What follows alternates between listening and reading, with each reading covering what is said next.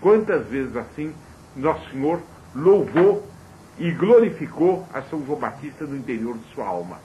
Quanto mais vezes pregando para aquela gente e vendo a alma deste ou daquele outro preparada, quantas mais vezes ele pensou: aqui passou o meu dileto, aqui passou o meu precursor, aqui passou o homem nascido do mesmo sangue do que eu, filho de Davi, aqui passou ele abrindo os caminhos das almas para mim. E naquele lampejo de virtude, naquele olhar de simpatia, naquele ato de adoração, naquela maior facilidade para tal conversão, naquela pureza que eu vejo naquela outra alma, eu vejo que passou por aqui meu precursor, o meu dileto. Quantas e quantas vezes assim se encontraram as almas do precursor e de Nosso Senhor. É uma beleza nós imaginarmos o papel de São João Batista na vida de Nosso Senhor.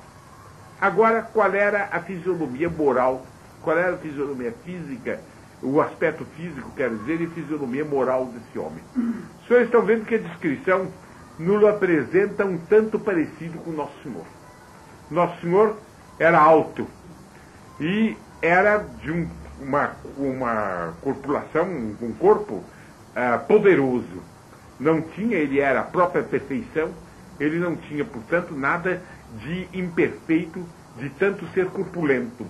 Mas tinha uma plenitude de varonilidade ligada a uma sacralidade, uma nota sobrenatural e a uma elevação, uma delicadeza de que nós podemos bem nos dar uma ideia fixando o quadro dos quadros, que é o Santo Sudário de Turim. Não pode haver uma fisionomia mais varonil do que aquela, mas sem nada daquilo que a palavra varonil poderia, por uma má intelecção, comportar de bruto ou de hercúleo. Nada disso. Ele não tinha nada de um Hércules, uma espécie de carregador de feira.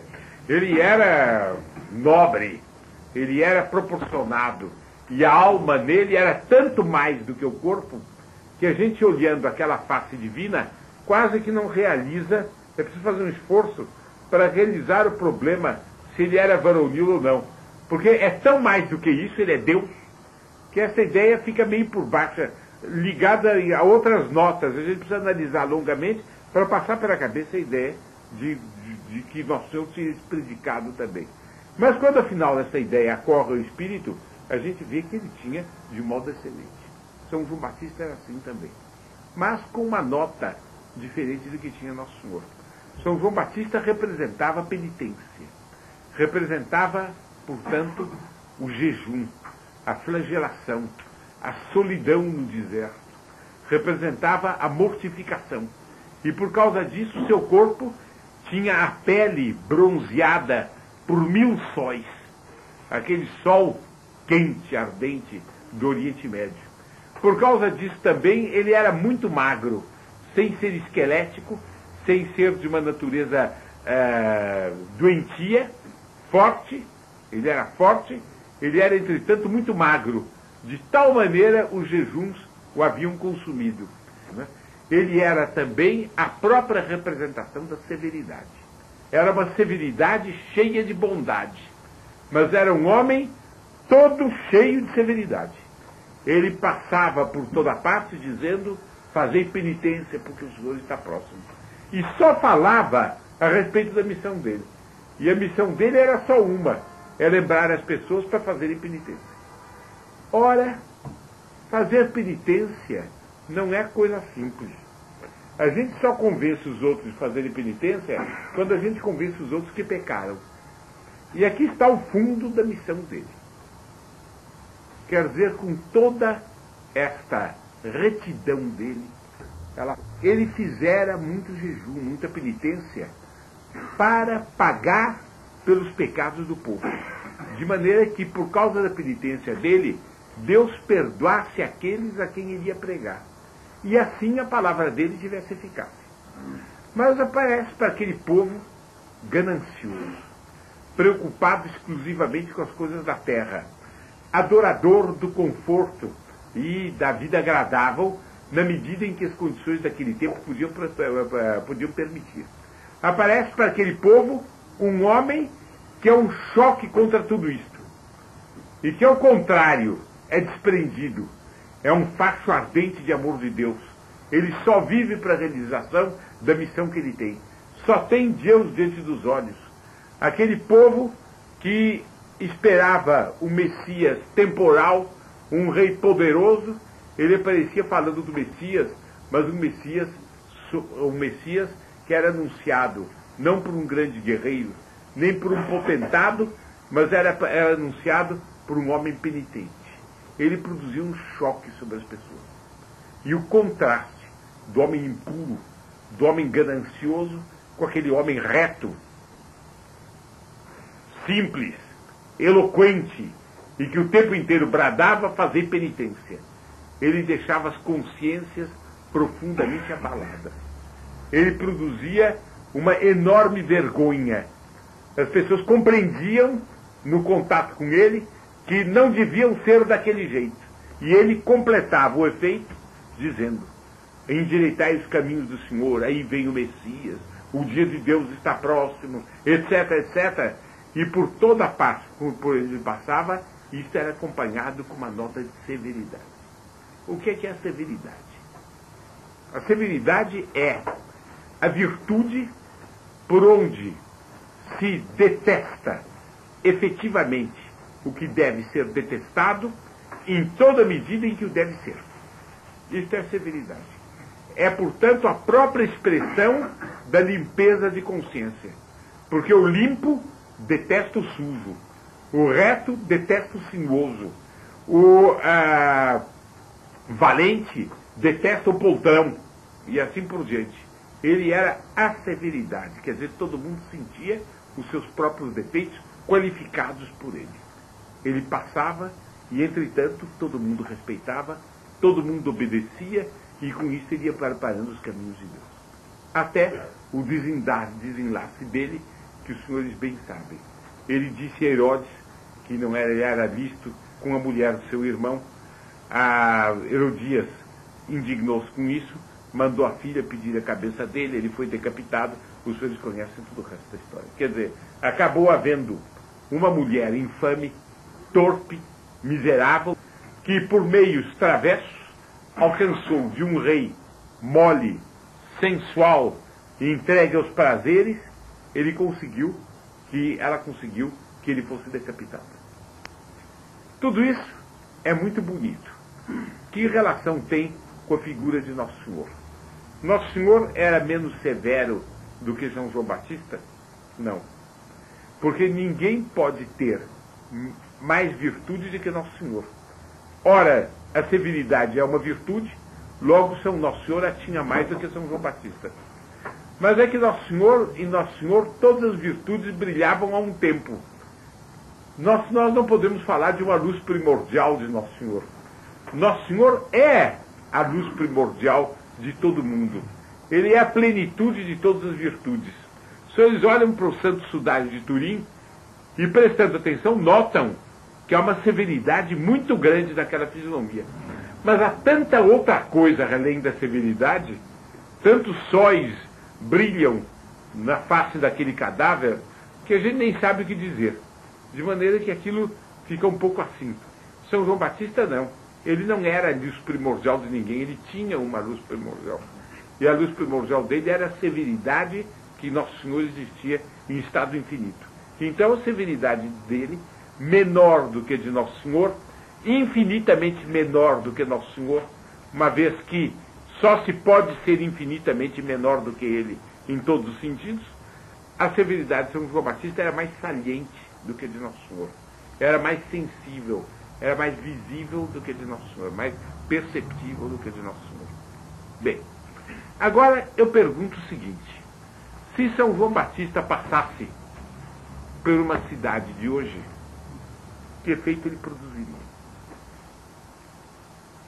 Se de repente aparecesse São João Batista virando a esquina da Rua Martim Francisco e entrando aqui na Rua Martinico Prado e passando aqui em frente de nós, rumo à Avenida Angélica, não digo trajado de um modo tão singular, mas digamos vestido como um frade franciscano, com um burel franciscano, com sandálias, etc, etc, ou com um burel carmelita, passando aí com toda essa fisionomia, que efeito ele produziria sobre os homens de hoje? Sobre os homens daquele tempo, se bem que o seguissem de um modo incompleto, um certo efeito ele produziu. Senão ele não teria preparado os caminhos do Senhor. Ora, ele preparou. Logo, um certo efeito ele produziu. Aqui, hoje em dia, que efeito ele produziria? Nós poderíamos levar a nossa pergunta mais longe.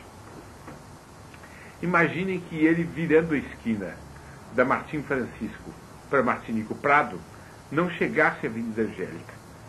Ele abrisse um portão na calçada do lado esquerdo de quem faz esse trajeto. Ele abrisse um portão quase a meio caminho.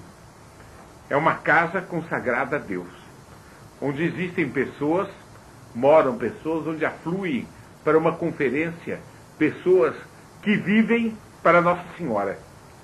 Imaginem que ele entrasse aqui com toda a severidade dele e dizendo: fazei penitência, fazei penitência.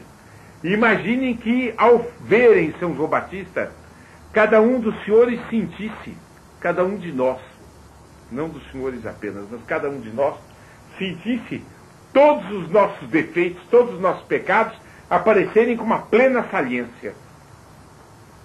E ao mesmo tempo, nós sentirmos perfeitamente o mal que aquilo tem. Vermos toda a nossa consciência diante do nosso olhar e se realizar diante de nós aquilo que Davi disse num salmo: peccatum meum contra me semper. Meu pecado, meus pecados, meus defeitos, como que se destacaram de mim e se puseram em frente de mim como um outro homem. Estão continuamente diante de minha face. Ali estou eu com todos os meus defeitos. Nós estaríamos preparados a receber esta presença celeste? Nós seríamos ávidos desta revelação? Nós estaríamos em condições de aproveitá-la? O que é que nos aconteceria? Notem, era um homem cheio de bondade. E a prova de que ele era cheio de bondade é que ele era severo. Porque quem tem em alto grau uma virtude, tem em grau igual todas as outras. E se ele era muito severo, ele era muito bom também. Mas essa severidade cheia de bondade, em que a tônica era a severidade, como é que nós a receberíamos? Quer dizer, nós amaríamos quem nos apontasse os nossos defeitos por inteiro? Nós agradeceríamos? Haveria duas reações possíveis. Se os senhores quiserem, três reações possíveis. Nós podemos nos catalogar em cada um desses casos. Depende de nós imaginarmos, de nós nos sentirmos um pouco diante dessa eventualidade. Uma coisa seria ele aparecer diante de nós, de cada um de nós, e a gente se entusiasmar. Mas que maravilha de homem! Veja como ele detesta os meus pecados. Como ele é puro, como ele é íntegro, como nele não existe nada desta mazela horrorosa que existe em mim. Como ele aponta com clareza o que eu tenho de ruim. Como eu fico contente e aliviado, vendo que alguém me descompõe como eu mereço. Então ajoelhar-me aos pés dele, oscular aos pés dele e dizer: ó enviado de Deus, dizei-me tudo, dizei muito mais. Eu tenho sede de uma descompostura contra mim e contra os meus pecados. Uma descompostura que me sacuda, uma descompostura que me tire de meu letargo, uma descompostura que me dê vontade, afinal, de ser bom. Fazei descer sobre mim as torrentes regeneradoras, as torrentes que lavam de vossa severidade. Falai que eu vos escuto. Isso seria uma reação de alma. Outra reação de alma seria enfado, horror. Este homem não tem psicologia, não tem compreensão. Olha como ele está me deixando todo incomodado. Eu estava tão bem, eu vim aqui calmo. Vou sair daqui nem sei em que estado. Esse homem meteu as garras dele dentro de todos os pontos doloridos da minha consciência. Coisas que eu não gosto de pensar, coisas que eu não gosto que pensem a meu respeito, problemas que eu consegui sepultar e nos quais há anos eu não penso, mal-estares indefinidos com os quais eu não procuro esgrimir e que eu combato apenas por meio do esquecimento e do NANE, tudo isso ele leva à tona. E minha tranquilidade foi-se embora. Miserável! Não há um raio que parta esse homem? Havia um outro meio termo. Posição extrema entre os dois. Ouvi. Puxa, que colosso. Que bom encontro eu fiz hoje à noite. Que orador eloquente. Ele me disse umas coisas duras, mas disse de um modo tão agradável, com tanta bondade, tão interessante, que francamente está me distraindo. Não é um homem comum. É uma noite bem agradável, bem cheia que eu estou tendo. Pode falar, eu estou vindo. Terminado, diz, já é meia-noite. É hora agora de eu ir ao bar com alguma coisa. Chega no bar, primeira pergunta, que novidades há? Como vai a eleição de vereadores em São Paulo? Blá, blá, blá, blá, blá, blá. Quando vou dormir não se lembra mais de São João Batista, tudo foi embora. São 3 posições de alma possíveis, com todas as gamas intermediárias que essas reações arquetípicas comportam. Nós poderíamos nos perguntar, cada um de nós, em que estado se coloca. Vocês dirão, não, mas é muito difícil. Eu digo, não, meu caro, não é tão difícil. Se quiser saber, basta pedir a alguém que lhe diga bem seus defeitos. Como é que você toma? Diz a Escritura, repreende o justo. O justo na Escritura é o homem que está na graça de Deus. Repreende o justo e ele te amará. Se alguém nos passar uma repreensão com afeto, com estima, mas dizendo tudo, o que é que nós fazemos? Por favor, diga mais, alivie minha consciência, esclareça mais. Quantas vezes fizemos isso em nossa vida? Ou nós ficamos nodosos. Esse também não. É um homem que não é compreensivo. Sobretudo não é atencioso nem confesso. As coisas não se fazem assim. Ou ouve, dá risada e diz, homem, que esse meu colega, esse meu companheiro, não deixa de ter uma boa psicologia, ele é bem divertido, tá compreendendo? Ouve um pouquinho e depois vai para o bar sem morida. Quer dizer, nas nossas próprias memórias, nós podemos ver o que é que nós faríamos. Alguém me diria, não, doutor Plínio, devagar. Uma coisa é esse fulano que está ouvindo minha conferência, sua conferência aqui ao meu lado, me dizer as verdades. Outra coisa é esse colosso que foi São João Batista. Diga a verdade. Eu bem sei. Mas também é verdade que cada vez que um amigo nos diz uma boa coisa, a graça de Deus acompanha a palavra dele. Com intensidade maior ou menor, acompanha. E há uma possibilidade de nós nos emendarmos. De maneira que em algo se pode ver. E se não é decisiva a comparação, ela é pelo menos indicativa. Ela sugere um cálculo de probabilidade. E esse cálculo já é bastante útil para o nosso exame de consciência. Então, eu deixo aqui o exame de consciência nas mãos dos senhores. Os senhores o podem, quando a fita for escrita, podem reler, ou podem ouvir no gravador, podem tomar suas notas, podem examinar sua consciência. Se quiserem, podemos também fazer 1 minuto de silêncio. 1 minuto é muito para o silêncio. E os senhores pensarão 1 minuto aqui. Vamos fazer 1 minuto de silêncio.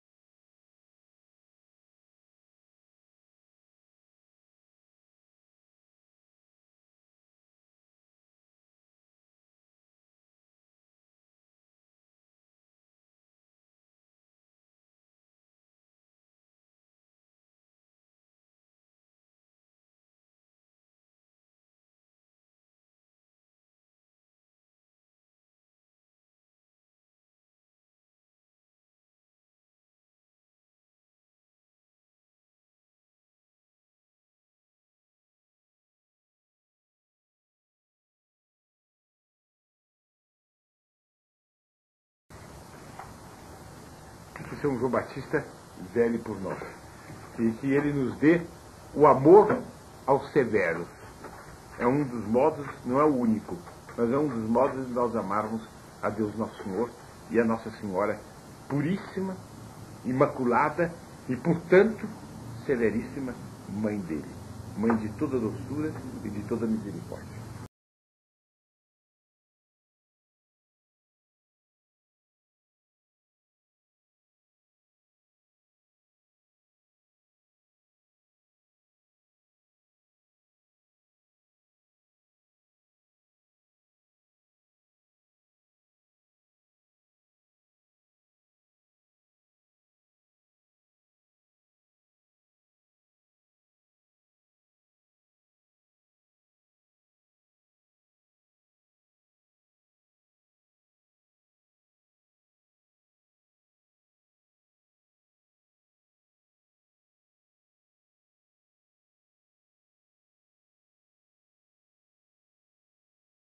Incestuosa